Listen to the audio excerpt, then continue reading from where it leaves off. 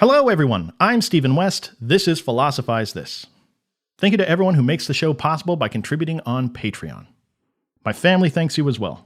Kind of tired of taking credit for what you people do on Patreon every day. Thanks again for that. Thanks also for contributing what you think the show's worth. Thanks for getting merch if you don't like subscription stuff. All that's on the website at philosophizethis.org. By the way, thanks for all the reviews and the kind words recently. Never would have thought they'd make me feel like a happier person, but for whatever reason I've been actually feeling lately. It's uncharted territory for me, so thanks for that. Today's episode is part 2 on the work of Ernest Becker. We look at his dark, yet surprisingly uplifting book released after his death called Escape from Evil. I hope you love the show today.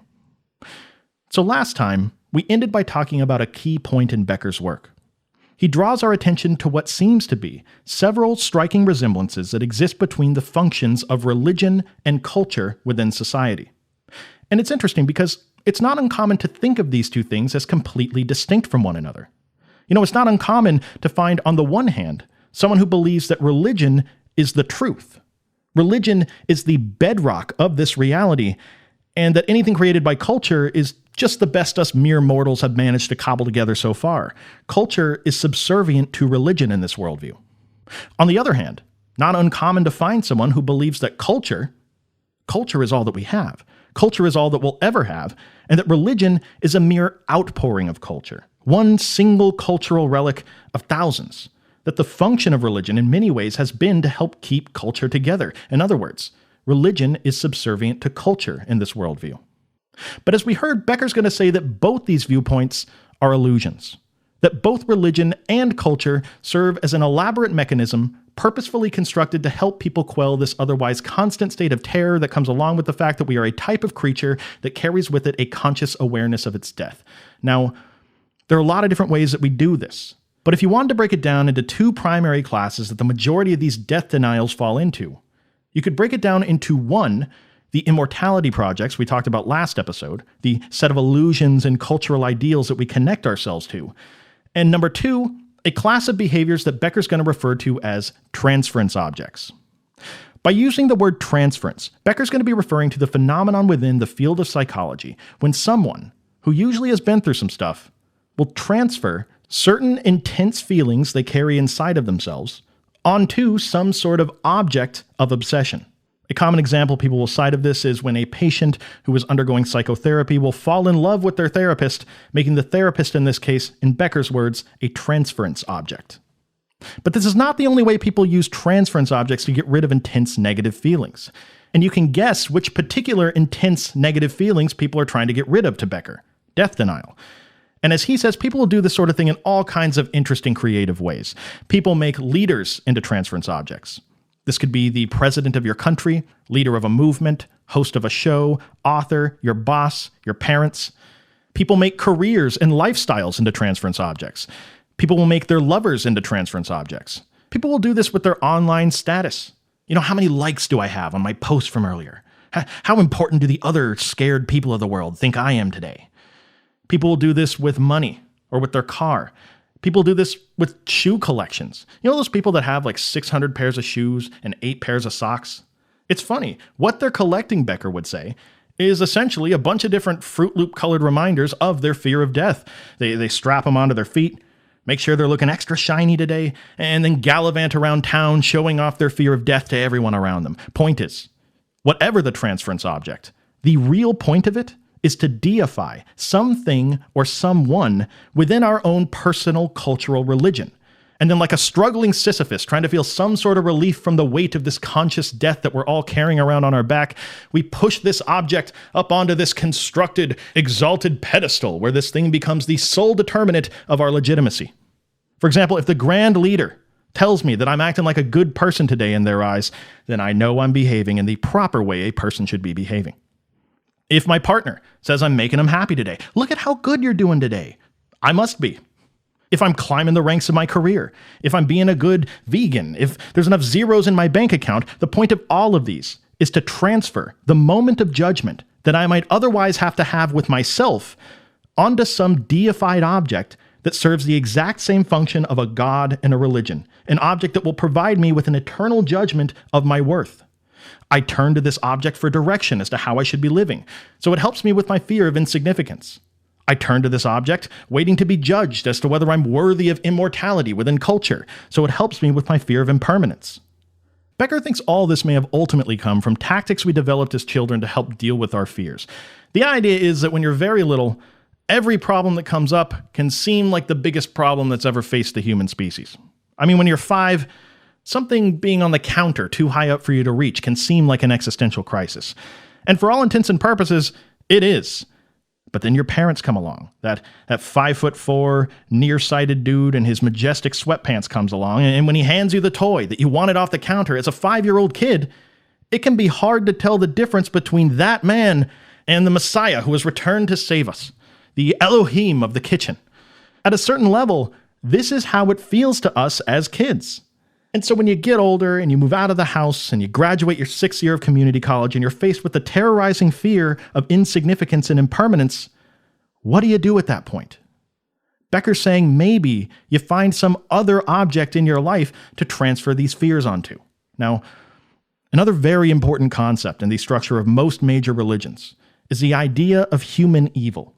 Whether that's a call for people to try to eradicate human evil, or from the perspective of the other side, people doing evil things on behalf of some religious creed that they're immersed in. We've talked on the show a few times about something that's traditionally been known as a theodicy, which in this context, the word theodicy is going to translate to mean a justification for God. But why would God need a justification for anything? It's God. The most common example is that philosophers and theologians over the years have tried to offer a justification for the existence of evil in the world. The question's a basic one that we've all heard before. How could a God that is involved in human affairs allow for such magnitudes of suffering and injustice to go on without choosing to intervene? Now, there have been hundreds of answers to this question offered, known as theodicies. But when Becker sets out to write one of his greatest works called Escape from Evil, the more accurate term for what he's trying to accomplish is to write what you could call an anthropodocy, meaning that Becker's not interested in coming up with an explanation for why a God that he doesn't believe in would ever allow this kind of stuff to go on in the first place. And yet he remains fascinated by the existence of human evil. What he's doing is something that he thought was surprisingly underexplored in the sciences during the time that he was doing his work.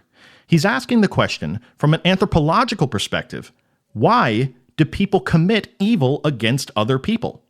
Why is it part of our seemingly religious nature to sometimes do horrible things?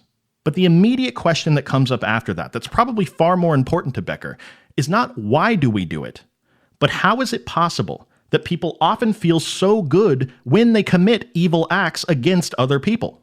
The answer, as you've probably guessed by now, is going to be connected to this denial of death. But how he gets there is going to have larger implications in the rest of his work. Remember at the beginning of last episode, human existence to Becker is characterized in terms of a fundamental duality. We have on one hand a biological existence, and on the other a symbolic existence.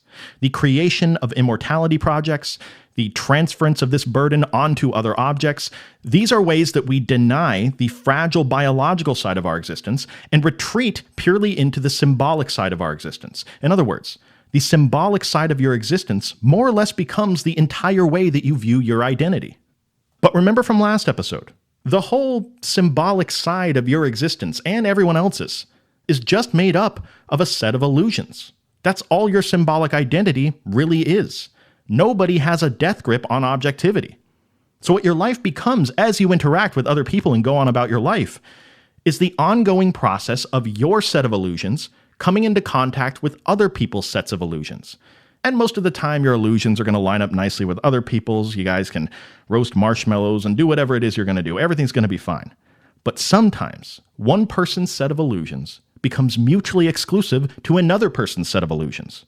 Sometimes a person will run into somebody and they're having a conversation with them, and they have this moment of realization where if what the other person is saying here is actually true, then it calls into question the core of my identity. It calls into question the core of my existence. If what this other person is saying is true, then my symbolic existence is no longer legitimate. But remember, the symbolic existence is all that we have left after our denial of death. So what Becker is really saying here is that when someone sufficiently calls into question our set of illusions, it feels to us as though it's become a matter of life and death. And this, of course, extends beyond just ourselves directly to our in-groups, our families, our countries, our religions, our political groups, any entity that people work to make sure lives on long after they die, and they feel threatened if it doesn't. Becker says, quote, "No wonder men go into a rage over the fine points of belief. If your adversary wins the argument about truth, you die. Your immortality system has been shown to be fallible. Your life becomes fallible. History, then, can be understood as a succession of ideologies that console for death," end quote. What he's saying here is an important point to emphasize further, because part of the strength of Becker's analysis here is that it is not just a theodicy. It's not merely an explanation for why God allows people to do evil things sometimes. Becker's anthropodicy can explain hostility between people on many different levels of severity. Because regardless of the stakes, whether it's a declaration of war, all the way down to just a heated disagreement at the dinner table, when one person's set of illusions is at large against another's, there is no official due process to mediate that situation. When somebody's symbolic identity is called into question, their very existence is called into question. And that could be anything. That could be two people in the Walmart parking lot arguing over a container of chili mac from the deli. That could be two friends intensely debating important political issues. That could be your parents screaming at each other in the middle of the night. All these can seem confusing to an outsider, and it can be easy to misread the situation that's going on. It can be easy to think that these people who are arguing, they just disagree about the issues here. Why are they getting so mad about everything? But it goes much deeper than that. To some people, it starts to feel like a matter of life and death. To put a gun to the head of my illusions and to pull the trigger becomes an act of murder. And again to Becker, no wonder we see otherwise perfectly reasonable people that are so willing to dehumanize and silence another group of people whose beliefs threaten their symbolic identity. No wonder we see people out of fear allowing themselves to be molded by people in media who financially benefit from that systematic division. No wonder, Becker thinks, that if you were to sit someone down and you were to ask them to recount the most meaningful moments of their lives, the greatest moments of triumph that they've ever had, all too frequently, the moments that they're going to mention came about when they were in some sort of conflict with other people, when their set of illusions triumphed over another set of illusions. Becker's going to ask, what does that say about us as human beings? Where do these evil acts truly originate from? Are there just evil babies being born out there? Is all evil just some variation of mental illness? Was Socrates right in saying that all evil is born of ignorance?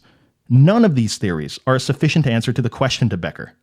The reality about the senseless killing of other people, he says, is that we often kill out of joy. People kill like they're wiping off the counter at their house. They feel satisfied after having done it. Point is, not everybody who kills in the name of some set of illusions was born an evil mustachioed baby when they flew out of the birth canal.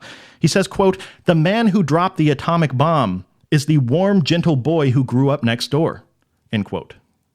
Becker would want us to consider that sometimes the things we think are the most valorous to another person in another situation, those exact same acts, are of equal magnitudes heinous and delusional.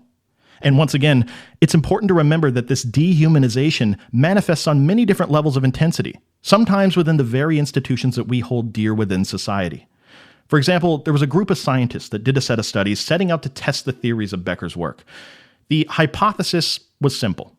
If Becker's theory about evil is correct, then we might be able to see a difference in people's judgment levels when asked about a group that is usually their perceived other in the world, if they are reminded of their death right before being asked to render a verdict. One study was of judges that were asked to set a bond amount for criminals that had committed a crime. The judges reminded of their death directly before making a decision set a higher bond amount for the criminals on average. Another study looked at a group of Christian people and asked them a bunch of questions about people who were Jewish. Once again, the group reminded of their death had significantly more critical things to say on average. Now, of course, one study doesn't prove anything at a scientific level, but it is interesting, and it does say something about the rest of Becker's work, and we should probably take a second to pause here and just say a couple things. Ernest Becker. As interesting as his work has been so far throughout these past two episodes, the dude's kind of mean. Not mean, but just, you got to admit that what he's laid out so far seems to be a pretty pessimistic worldview. Like, can I get some relief, Commodore Becker? Can I get a Tylenol, Dr. Becker, for this existential headache? You beating me over the head with your death book all the time. In other words, what hope does Becker offer in his work? Well, this is where we can start to see it. Because even if it may be true that a short-term consideration of our death could possibly cause us to feel greater levels of tribalism protecting ourselves and our in-groups, what may also be true, Becker thinks, is that maybe a more thoroughgoing, long-form rumination on our death could produce the opposite effect. Maybe there's a possibility for what Becker and other thinkers have historically referred to as transcendence. There's mixed reviews about this concept of transcendence in Becker's work. Some people see it as a bit of an afterthought, thrown in near the end of his life as something to put a smile on an otherwise grim, helpless picture. But many scholars of Becker think this idea of transcendence may have always been where Becker intended on going with his work, and that if anything, they lament the fact that he didn't live long enough to elaborate on the concept more. In any case, what I want to do is give you Becker's words on the matter. They were written in the latter half of the 20th century, so it's not going to require much exegesis on my part as your philosophy podcast Sherpa. Plus, I want to have enough respect for the listeners of this show to give people the breathing room to draw their own conclusions sometimes. Regardless, what I want to do, as Sherpa of this mountain, and in consideration of the fact that this is ultimately an installment in the Creation of Meaning series, I want to compare Becker's idea of transcendence to some of the other philosophers we talked about, namely Albert Camus and Soren Kierkegaard, because I think all three of these thinkers are ultimately treading on similar ground here. But let's start with Becker. Referencing the cultural heroism and immortality projects we talked about last time, he lays down this famous passage describing self-transcendence. He says, quote, "Man breaks through the bounds of merely cultural heroism. He destroys the character lie that had him perform as a hero in the everyday social scheme of things, and by doing so, he opens himself up to infinity, to the possibility of cosmic heroism. He links his secret inner self, his authentic talent, his deepest feelings of uniqueness to the very ground of creation. Out of the ruins of the broken cultural self, there remains the mystery of the private, invisible inner self which yearned for the ultimate significance. This invisible mystery at the heart of the creature now attains cosmic significance by affirming its connection with the invisible mystery at the heart of creation." End quote. Couple clarifications to help you draw your own conclusions. The primary distinction he's making in that passage is between the cultural heroism that we're typically immersed in and the cosmic heroism that can be found when you achieve a type of transcendence where you destroy those character lies that culture gives you that we talked about last time. Also important to clarify, what does he mean by this invisible mystery at the heart of the creature that connects with the invisible? Well, this invisible that we're connecting with through transcendence no doubt is referring to what people sometimes call God. It's in reference to the idea that we often find ourselves, like the protagonist of this series, caught up in these earthly affairs where we desperately seek the meaning to things. The problem, Becker thinks, is that we have this expectation as we go along in that quest, that there can be any sort of coherent, obvious translation of that ultimate significance to us as individuals. But why do we just assume that that's the case? See, the fact is, to Becker, the universe does have some sort of ultimate significance. You'll just never know what it is. And no matter how small, your actions do play a significant part in whatever sort of operation is playing out on a cosmic level. You're just never going to know what that significance is. You can't know. That ultimate significance doesn't speak to you. It doesn't come to you in your dreams. You don't read it by laying out some tarot cards and lighting some aromatherapy candles in your dining room. It is effectively invisible to you, is what he means. But important to ask, does that necessarily mean that you can't connect with the invisible? Part of what he's saying is that it may be the case that by connecting with the invisible, it opens up a mode of existence that is otherwise unavailable to the vast majority of human beings on this planet. A mode of existence where you don't really see yourself as this all-important monkey that's going to live forever because you figured out the ultimate truth to the universe, but instead, just one monkey of 8 billion monkeys that are all in this together. What Becker's saying is that, ironically, by abandoning the delusional pursuit towards gaining immortality through our personal set of illusions, we can actually find a way to feel closer to one another, all equally meaningless, yet together within that dilemma. That world of dehumanization and silencing of the other can potentially turn into a world more interested in empathy and actually trying to view things from all sides. Becker thinks this concept of the invisible is an extremely powerful tool to have on your side as you navigate this chaotic existence. Remember, he's saying this after making the case that we are fundamentally a religious sort of creature. And he thinks this is why shifting our perspective towards the cosmic, the silent, the invisible, when we do this, This is why something like the archetype of the Christian God in particular has been so effective at dealing with this fear of insignificance and impermanence. He talks about it here, quote, "Religion answers directly to the problem of transference by expanding awe and terror to the cosmos where they belong. It also takes the problem of self-justification and removes it from the objects near at hand. We no longer have to please those around us, but the very source of creation, the powers that created us, not those into whose lives we accidentally fell. Our life ceases to be a reflexive dialogue with the standards of our wives, husbands, friends, and leaders, and becomes instead measured by standards of the highest heroism, ideals truly fit to lead us on and beyond ourselves. In this way, we fill ourselves with independent values, can make free decisions, and most important, can lean on powers that really support us and do not oppose us. The personality can truly begin to emerge in religion because God, as an abstraction, does not oppose the individual as others do, but instead provides the individual with all the powers necessary for independent self-justification. What greater security than to lean confidently on God? If God is hidden and intangible, all the better. That allows man to expand and develop himself." End quote. Ultimately, what Becker's offering here, by way of hope in this otherwise grim picture that he's painting, is a path that lies beyond cultural heroism, beyond self-justification. And the reason the archetype of a god has been so helpful to people throughout human history is because it can get us out of that reflexive dialogue with the culture around us and instead gives us an abstraction to relate to. But more than that, what Becker's saying is that in a way, it is only after you've abandoned this otherwise default pursuit towards finding a way to connect to some ultimate meaning within human culture, it's only then that you can actually start to live with truly independent values. It's only then that you can start to get a taste of true freedom. And this is going to have some similarities to the later work of Camus. We've had a couple episodes of the podcast on Camus, mostly talking about the myth of Sisyphus or his relationship to Sartre. But one thing we didn't talk about is his concept of revolt. Camus was an absurdist. So he doesn't believe that you can sit down in a library, think about stuff a lot, and then arrive at any sort of ultimate enduring meaning that's going to inform your life no matter what comes your way. No, this universe is fundamentally an absurd universe to Camus. To try to find meaning is like trying to find Easter eggs on Christmas. And what I mean by that is it's like trying to find some ritualistic human-created delusion within yet another ritualistic human-created delusion, and then being disappointed when you don't find it.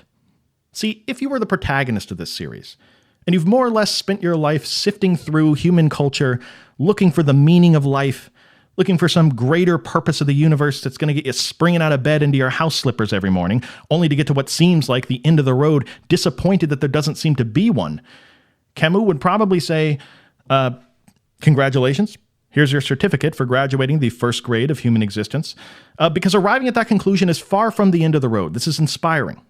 In fact, in many ways to Camus, you've only just found your way to the race, and you've only just made it to the starting line.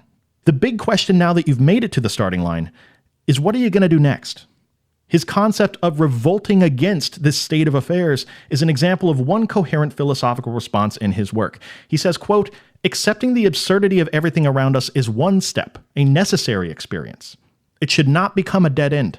It arouses a revolt that can become fruitful." End quote. Now, what does he mean by revolt? Well, at the risk of sounding redundant for two sentences in relation to the other episodes we've done on him, what he's contrasting this with in his work are obviously the two other possible responses when faced with the absurdity of the universe. You can either choose to commit suicide, which doesn't actually solve the problem at all to Camus, or you can commit a sort of philosophical suicide by adhering to some transcendent doctrine. Two examples he gives are Christianity and communism, though there are many others. Once again, both of these don't solve the actual problem. They just allow the believer to live their lives with a blindfold on to all the true complexity and absurdity of human existence. The solution to Camus lies somewhere in the middle, somewhere that we can face the absurdity of existence without having to cling on to some sort of ultimate system of meaning. He says, quote, "One of the only coherent philosophical positions is thus revolt. It is a constant confrontation between man and his own obscurity. It is an insistence upon an impossible transparency. It challenges the world anew every second. It is not aspiration, for it is devoid of hope. That revolt is the certainty of a crushing fate without the resignation that ought to accompany it." End quote. Now, one thing Camus makes very clear is that it is within this state of revolt that you can find a type of freedom in your existence that's just not available to the average person immersed in the traditional search for meaning that most of us find ourselves in. And notice the similarities to Becker's work. You could call this a type of transcendence. In this place to Camus, the freedom that we're exercising moment to moment is grounded in the absurd. It's grounded in the certainty of our death, not some immortality project, not in a transference object. Think of freedom in this way, as a sort of absurdist anchor. People say things all the time, like there's nothing certain in life but death and taxes. Here's Camus making a similar claim from an absurdist point of view. Because ironically, the only thing we can be sure of is the absurdity of the universe, and again, that crushing fate, as he calls it, our impending demise. And it's only from these two places that we can truly start to live fully. And herein lies the overlap that can be helpful for our protagonist. That you can spend your whole life agonizing over how to create a system of meaning. How do I do it? To worry about which values you want to bring about. What grounds the legitimacy of one set of values over another. But paradoxically, Camus was saying, the entire process of creating meaning may be the very thing that's preventing you from living fully. That it's not until you abandon all hope of the delusion of human meaning that you can ever start seeing the world clearly, without that constant prejudice of always looking for the meaning of everything, always needing some project that you're working on, ruminating on the question, why does this or that thing matter so much? But as we talked about in the Kierkegaard episode of this series, the lily of the field and the bird of the air live in a sort of eternal present, where questions concerning why they do what they do, why does the lily bloom, these questions don't even really make sense from that perspective. Well, similar to the lily and the bird, it's only the person that learns to see the world in a why-less sort of way that is ever able to access an extremely important aspect of life that lies outside the realm of human concerns and projects. Now, I can obviously go much more into Camus if that's something people make me aware would be cool to listen to, but I don't want to get too far off task here. The man of the hour is Ernest Becker, and what's important to realize about Becker's work, I think, is that regardless of whether you ever achieve transcendence or even have the faintest of aspirations in that direction, none of this precludes you from hearing what I think is the larger message that's being transmitted here. Becker is not saying that we need to be okay with the fact that we're going to die. He doesn't think we should learn to live without illusions. The point that we can take from his work is that maybe just being aware of these illusions can help us learn to contend with them. Maybe by being aware of our very human tendency toward immortality projects of all varieties, maybe that can help us recognize where the desire to dehumanize or silence another group is actually coming from. And maybe, if we can get there, maybe we can learn to differentiate between which of these illusions we cling to are life-affirming, which ones serve others, which ones are not in fact a direct threat to our existence, which of those promote the freedom, dignity, and hope of other people, and then on the other hand, which of these illusions are just about us being immortal? A desperate attempt to calm a scared monkey that doesn't like the idea of not being the most important monkey in the world. Maybe Becker's analysis is valuable in and of itself, without needing any sort of philosophical antidote prescribed after. But maybe it's even more simple than that. You know, if you're the protagonist of this series, disinterested universe, trying to create a system of meaning, just the mere consideration of death and how present it is in our thoughts and all that it has to teach us, that can be a useful takeaway from Becker's work as well. And of course, death teaches us some things that are just obvious. But aside from any death-related platitudes, I think death is particularly helpful when it comes to the protagonist of this series. Because more so than probably any other event that happens to us in our lives, death is something that is capable of instantly tying a bow on top of a completed work, your life, and then giving the events of your life meaning. What I mean is, obviously if you could live forever, then you could do everything in this world. You could actually do every single possible thing that is available to you. But the very fact that we're going to die someday puts an end point on the events of your life. It puts a period on the end of the sentence. In other words, we move out of the eternal realm of the lily and the bird and instead move into a more temporal realm where our past, present, and future actually become relevant concepts. And it is at this point that all of a sudden, the things we chose to do with our time here begin to take shape. The fact that someone took the day off and decided to spend it with you doing something fun, all of a sudden that becomes meaningful. The fact that someone would take what little time they have to find some way to live in service to others, all of a sudden that becomes a sacrifice that we all respect.